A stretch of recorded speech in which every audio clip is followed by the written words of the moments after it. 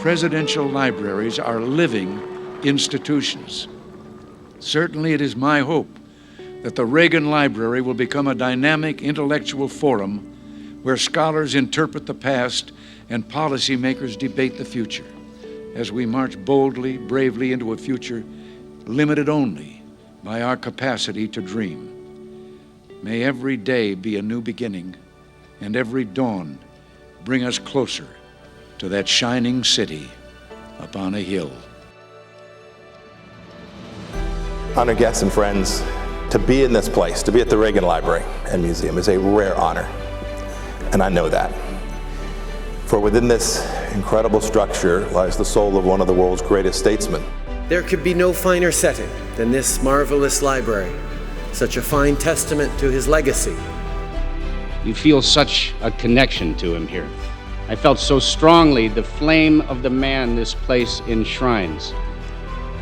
And touring this library, one is humbled at what an amazing life Ronald Reagan had. I can see him in my mind's eye today as if he were right here with us. He's jovially cocking his head a bit with those brilliant blue eyes flashing and that genial smile on his kind face. He'd tell us to keep our focus on building that shining city on a hill. He had an incredible career, and to see all the statues and all the pictures and everything, my gosh, the rest of us will not be remembered, but I think he'll be remembered for, gosh, I don't know, forever. It's the best library that I've ever seen. President Reagan's presence is certainly missed, but his spirit lives on through the foundation he established, which bears his name and now continues his legacy. We know that President Reagan would never think of that legacy in personal terms. With Ronald Reagan, it was not about him. It was about the American dream being available to everyone, and our country remaining the beacon of hope and freedom for the entire world.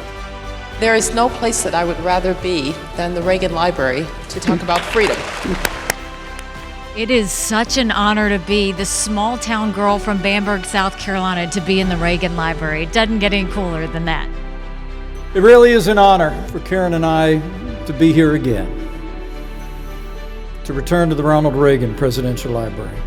After all, I became a Republican because of Ronald Reagan. It is such an incredible privilege to be here because the philosophies that Ronald Reagan expressed are the ones that really, I think, helped me to mature. It was a landmark day in my life and my career to have come here to the Reagan Library for the first time, to see the library, and then to have the chance to speak here. There are a lot of people here who put their lives into this library, and they've really held this institution up during very tough times. So I just want to thank all the folks here at the Reagan Library for enduring this difficult time and for keeping this place that we're so proud of, that we're all attached to.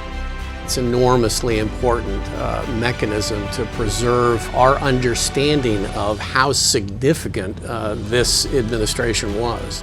All of that history is preserved here at the library. It's extraordinarily important that it be preserved and made available and understood by as many persons as possible. Proverbially, old men plant trees, even though they do not expect to see their fruition. And so it is with presidents. The doors of this library are open now, and all are welcome. The judgment of history is left to you, the people. I have no fears of that, for we have done our best. And so I say, come and learn from it.